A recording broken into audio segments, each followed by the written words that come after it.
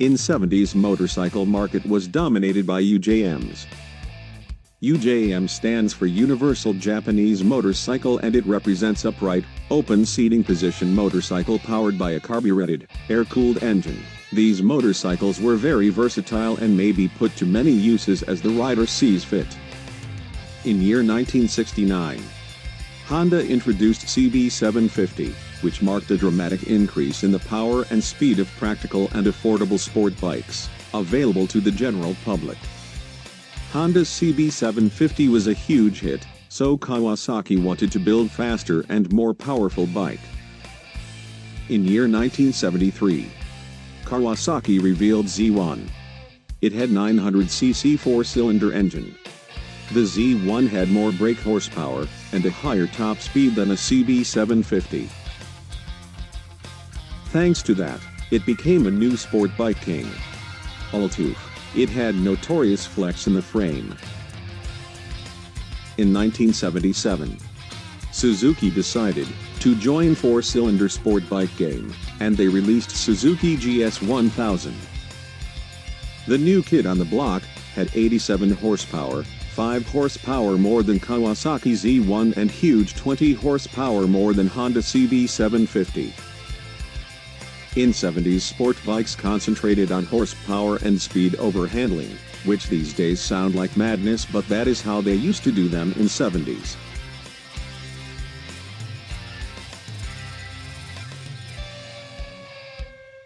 In 1980s sport bikes started to look more like sport bikes of today. The Kawasaki GP Z900R, released in 1984, will go down in history as one of the machines that changed all that. Technical advances included water cooling and 16 valves, allowing additional power, and a frame that used the engine as a stressed member for improved handling and reduced weight.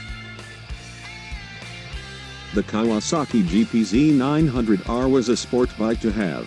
If you had a GP Z900, you were the coolest guy on the road. That did not last long. In 1985, Suzuki releases GSX-R 750 and claims that they made a true race replica for the street, and also claim that GSX-R 750 is a true hooligan's machine. At 176 kilograms, Suzuki was very light thanks to its aluminum alloy frame. Combine that with a 100 horsepower and you got yourself a serious motorcycle that is good for beyond 145 miles per hour or more than 230 kilometers per hour. The GSX-R was a radical, focused and powerful lightweight with a top-end rush of power which would still scare the pants off most of us today. It did not have a comfortable seat or seating position because it was designed for pure performance. That is first street bike with such aggressive seating position. Seating position much like all modern sport bikes have. Famous feature of GSX-R 750, and later GSX-R 1100 was using the oil from the sump as a coolant instead of having a separate water cooler. GSX-Rs pretty much ruled sport bike class till the start of new decade. In 1990s a true sport bike legend is yet to be born. Honda was developing a new sport bike to take on and destroy all of the competition. Honda's new sport bike got a name CBR900RR Fireblade. When Honda launched its CBR900RR Fireblade in 1992, it quite simply shocked and stunned the motorcycle world in a way that has never been repeated. To this day, there has never been such a quantum leap between existing superbike technology and that of a new motorcycle. Fireblade was light, powerful, fast. But it was such a good overall package as no motorcycle was before. Moto journalists were amazed by Honda's newest creation. Fireblade handled beautifully. It steered faster than any motorcycle on the road and offered amazing stability. Fireblade was such an easy bike to ride and it was even easier to ride fast. That is the reason Honda sold so many of them. Over 20,000 were sold in United Kingdom alone. Yamaha wanted piece of that cake, and was forced to make a new sport bike which will be better than Fireblade in every way. In '98, they revealed their YZF R1 Superbike. Whatever Honda Fireblade could do, the R1 could do it better. The bike was smaller than any 600 at the time and so compact it felt like a 250 GP bike. The 998cc's four-cylinder, liquid-cooled engine was so torquey down low that changing gear seemed almost unnecessary. There was power absolutely everywhere. Yamaha had no trouble selling every one straight off the production line. The R1 soon showed its potential on the racetrack as well as on the road. Superbike racing rules preclude four-cylinder bikes bigger than 750cc competing, so the R1, like the Blade, was restricted in the classes it could race in. Street bikes were finally beating up puckle racers. Yet the R1, great bike as it is, didn't represent as big a step forward over the Blade as the Blade had done over its rivals back in 1992. 2001 Suzuki GSX R1000. New king of sport bikes in terms of speed and performance. Suzuki's GSX R1000 is the greatest production superbike ever in terms of performance and handling. At least for the time being. But unlike many superbikes before it, the GSX-R hasn't really broken much new ground to earn its title.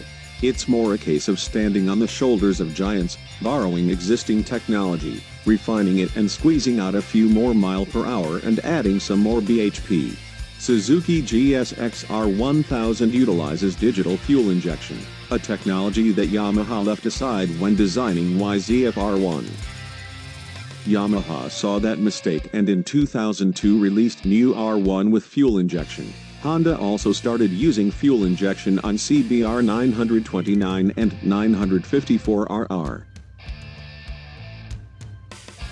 Kawasaki was last to introduce fuel injection on their superbike. It was ZX-10R that got it in 2004.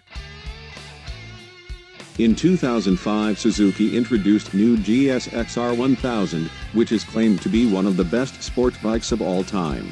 It was so good that BMW used it as starting ground in making their own superbike. The BMW S1000RR is a sport bike initially made by BMW Motorrad to compete in the 2009 Superbike World Championship. It was introduced in Munich in April 2008 and is powered by a 999cc, 61.0 cubic inches, inline-4 engine Redland at 14,200 RPMs. BMW made 1000 S1000RRs in 2009 to satisfy World Superbike homologation requirements, but expanded production for commercial sale of the bike in 2010. BMW's Superbike was a significant step in superbikes. It has more horsepower than any of the competition and it featured technologies such as ABS, traction control, wheelie control, quick shifter, riding modes and etc. S1000RR with 193 horsepower destroyed competition on straight lines. It had supreme handling on racetrack and still was quite comfortable and easy bike to ride.